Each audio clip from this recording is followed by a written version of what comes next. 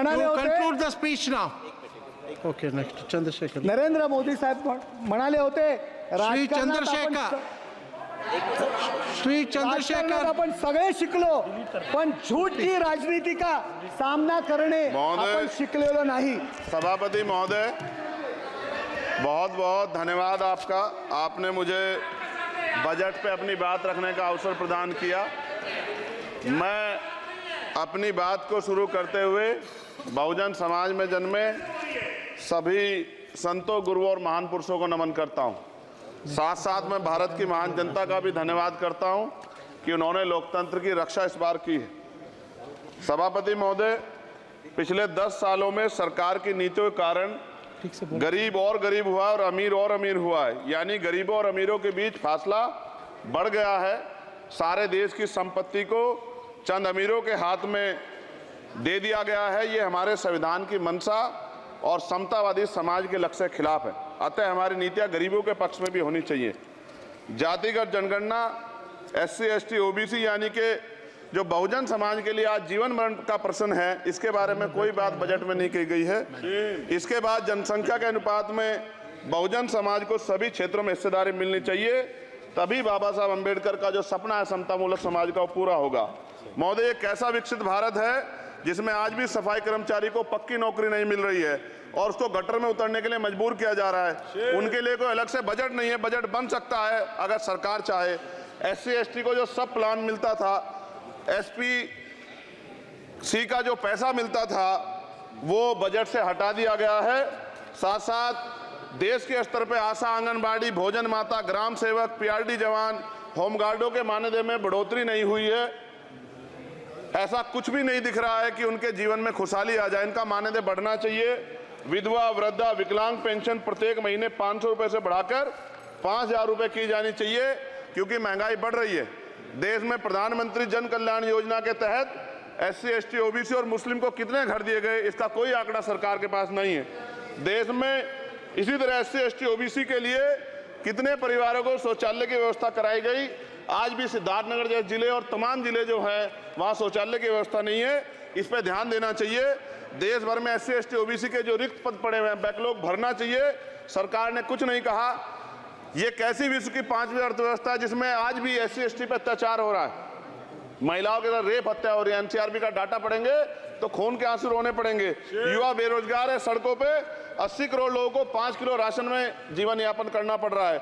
जो budget SC, ST को मिलता है, मेरे दाएं तरफ जो साथी बैठे उनको बुरा लगेगा, कर्नाटक में 14,732 करोड़ रुपए इन्होंने दूसरी योजना में लगा दिए और मध्य प्रदेश में आपने 95 करोड़ रुपए जो है दूसरे बजट में लगा दिए। हमारा जो मिलता है उसको तो मत छीनो भाई। MSP की लीगल गारंटी कोई बात नहीं हुई है। किसानों को जो 6,000 रुपए मिलते हैं उसको बढ़ा के 12,000 रुपए करना चाहिए और फसल बीमा जो है उसका सारा प्रीमियम सरकार भरे, किसानों पर बोझ ना लगे। रिजर्वेशन प्रमोशन में लागू नहीं किया गया, पुरानी पेंशन को बहाल नहीं किया गया, इस पर चर्चा नहीं हुई। देश में मनरेगा समय न्यूनतम मजदूरी की दर 700 रुपए होनी चाहिए। समान काम समान वेतन पॉलिसी लागू होनी चाहिए। जो रसोई की चिंता करते हुए 500 रुपए प्रति सिलेंडर से ज्यादा के दाम नहीं होने चाहिए, जो महिलाओं को राहत मिल सके। बिजली के दामों में भी कमी होनी चाहिए। बेरोजगार युवाओं को 5,000 रुपए भत्ता मिलना चाहिए, जो बेरोजगार युवा जो है अपनी पढ़ाई या अपना खर्चा उठा सके। मैं अपने क्षेत्र के विषय में महोदय आपसे कहना चाहता हूं कि पश्चिम यूपी में नगीना में एक एम्स बनना चाहिए, एक IIT बननी चाहिए, एक IIM बनना चाहिए। नगीना लोकसभा में उद्योग धंधे लगने चाहिए। नगीना की कताई मिल जो है उसको पुनः शुरू कराना चाहिए।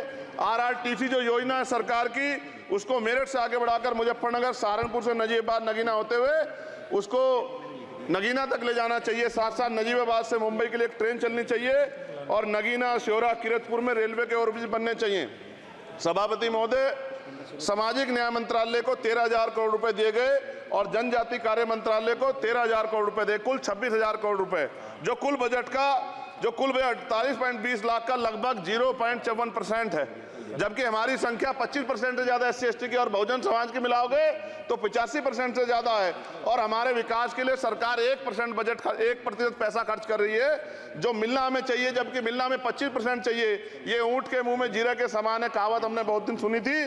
पिछले लंबे समय से हमारे साथ धोखा हो रहा है। लेकिन अब ये नहीं चलेगा। चंद लोगों की तराजू से देश के संसाधन नहीं बटेंगे। इस देश का बहुजन समाज बर्दाश्त नहीं करेगा।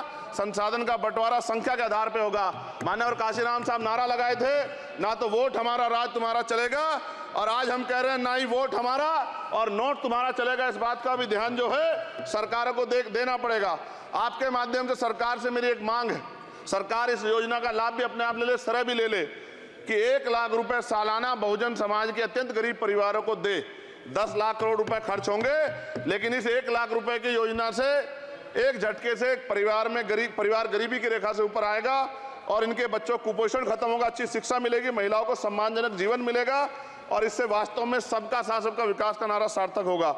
अगर प्रश्न ये होगा कहां से आएगा, तो उसका जवाब ये है कि जब अमीरों का 16 लाख करोड़ रुपए माफ हो सकता है, कॉर्पोरेट टैक्स का घटाकर लाखों करोड़ रुपए का चूना सरकारी खजाने को लगाया जा सकता है, पेट्रोल डीजल के दाम 10 गुना एक्साइज ड्यूटी बढ़ाई जा सकती है, तो गरीबों को सरकार पैसा क्यों नहीं दे सकती।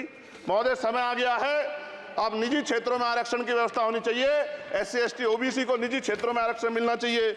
और मेरी आपसे ये भी मांग है, क्योंकि अब समय की मांग है और देश तेजी से आगे बढ़ रहा है, तो मैं कहूंगा कि सरकार का जो सबका साथ सबका विकास का नारा लगभग वो असत्य महसूस होता है, क्योंकि अल्पसंख्यकों में मुसलमानों, जैनों, सिखों, बुद्धिस्टों के लिए कुछ दिख नहीं रहा, उनकी कल्याण कोई योजना नहीं है।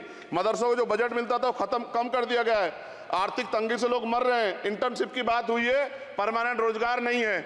और दिल्ली में क्या हुआ बच्चों के साथ कल, उनकी सुरक्षा की जिम्मेदारी क्या है? वो आए तो बनने थे IAS IPS और बन क्या गए, लाशें बन के गए। यहाँ से कोई ध्यान नहीं दे रहा है, किसी की नजर नहीं है।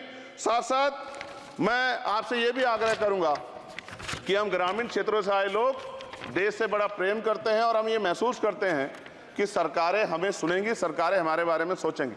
लेकिन ऐसा महसूस हो जाता है आज़ादी के 75 साल बाद, और जिसको अमृत काल कहा जा रहा है, आज भी SC ST OBC के लोगों पर अत्याचार हो रहा है। अभी 2 दिन पहले गोली से उड़ा दिया गया गाजियाबाद में, और राजस्थान में गर्दन काट दी गई। ये घटनाएं देख कर डर लगता है, घर से निकलते हुए भी कि आने घर वापस लौटेंगे नहीं लौटेंगे।